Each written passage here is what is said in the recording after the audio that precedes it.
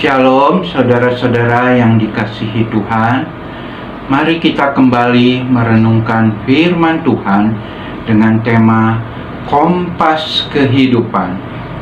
Hidup ini adalah suatu perjalanan yang ujungnya adalah kekekalan. Kekal dalam penderitaan karena terpisah dengan Tuhan, dan juga kekal atau bersukacita bersamanya di dalam sorga. Tuhan sebagai pencipta tidak menghendaki ciptaannya menjalani hidup ini sebagai seorang gelandangan yang berjalan tanpa arah tujuan. Namun Tuhan menghendaki kita memiliki kehidupan kekal sebagai tujuan hidup kita.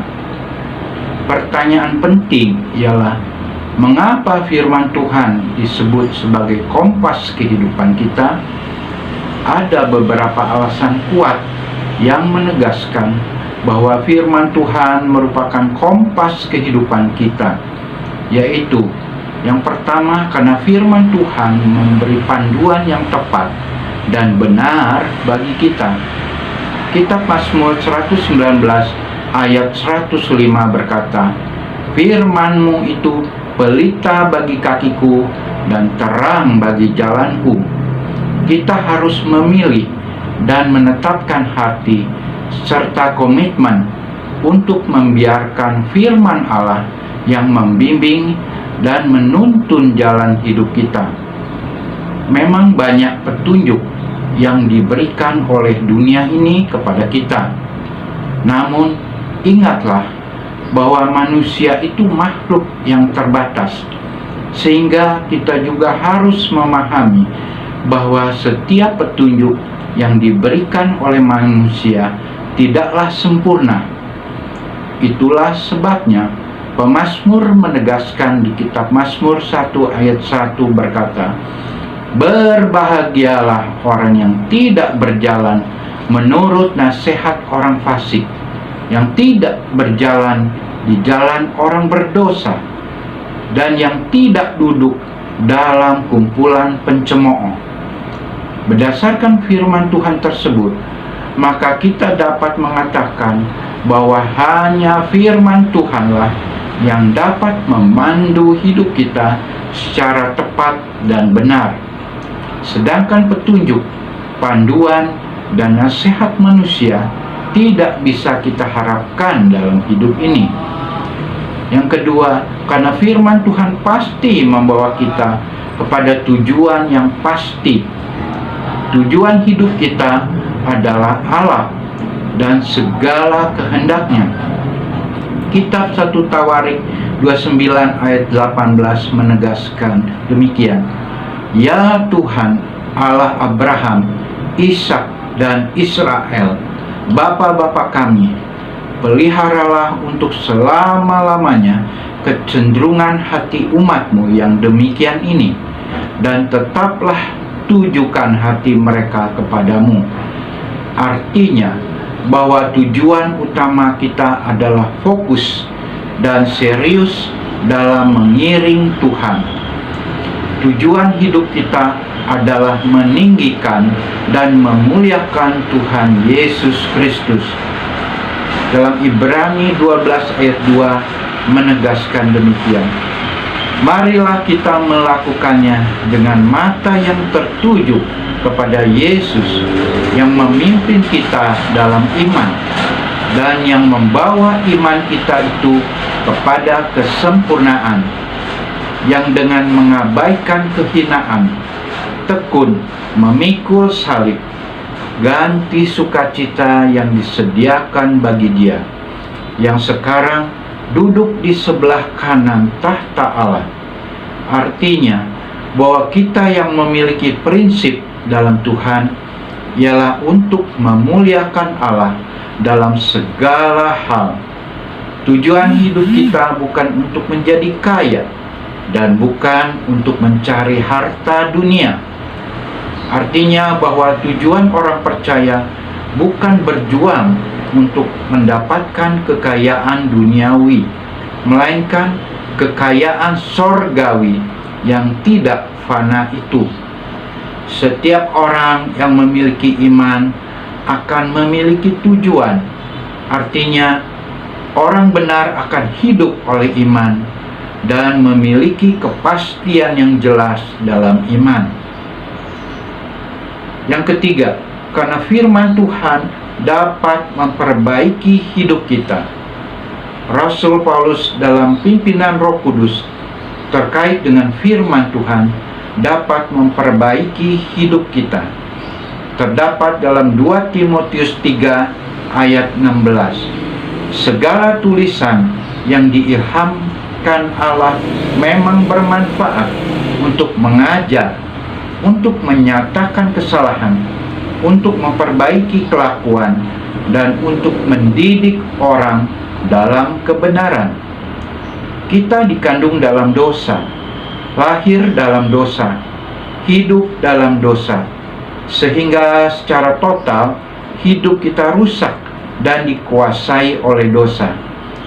Tetapi melalui firman Tuhan yang tertulis, hidup kita dibenarkan. Firman Tuhan mengajarkan tentang Allah dan karyanya bagi kita. Firman Tuhan mengoreksi dan memberitahukan bahwa ada yang salah dalam hidup kita, sehingga kita harus bertobat. Firman Tuhan memperbaiki karakter kita yang kita wariskan dari nenek moyang kita yang tidak berkenan kepada Tuhan. Dan oleh firman Tuhan, karakter kita menjadi baik dan menyenangkan hati Tuhan. Firman Tuhan memberi pelajaran berharga bagi kita. Hidup dalam kebenaran, menyatakan kebenaran, dan berbuat kebenaran. Jadi berdasarkan uraian di atas, maka benarlah bahwa sesungguhnya firman Tuhan merupakan kompas, petunjuk, dan panduan bagi hidup kita. Karena firman Tuhan memberi panduan yang tepat dan benar bagi kita. Firman Tuhan membawa kita kepada tujuan yang pasti. Firman Tuhan dapat memperbaiki hidup kita. Rindukanlah firman Tuhan seperti pemazmur dan nantikanlah suaranya yang memberi perintah dan janjinya dan menuntun kita di sepanjang jalan kehidupan dengan menggenggam firman Tuhan sebagai kompas kehidupan kita. Selamatlah kita sampai di tujuan, sampai di kekekalan di sorga mulia. Haleluya. Amin. Dilanjutkan dengan isi saya. Ada begitu banyak kenangan dan pelajaran yang terjadi di tahun yang sudah kita lewati. Jangan biarkan berlalu begitu saja. Ada banyak pelajaran yang bisa kita ambil sehingga kita tidak mengulangi kesalahan yang sama. Kita baca Mika 4 ayat kedua. Dan banyak suku bangsa akan pergi serta berkata, mari kita naik ke gunung Tuhan, ke rumah Allah Yakub, supaya ia mengajar kita tentang jalan-jalannya, dan supaya kita berjalan menempuhnya. Sebab dari Sion akan keluar pengajaran dan firman Tuhan dari Yerusalem. Mari kita naik ke gunung Tuhan. Artinya, mari kita mencari wajah Tuhan Yesus, menemui dan mendengar suara Tuhan Yesus. Kita bisa belajar banyak tentang kehidupan agar kita bahagia, tidak saja selama di dunia yang sementara ini, tetapi hingga hidup kekal selama-lamanya di sorga yang mulia. Naik ke gunung Tuhan akan membuat kita menjadi orang yang bijak dalam menggunakan waktu. Tuhan akan memberitahukan kita jalan mana yang harus ditempuh. Kita tidak akan tersesat dan kehilangan arah tujuan hidup, karena ada kompas kehidupan yang akan menuntun kita.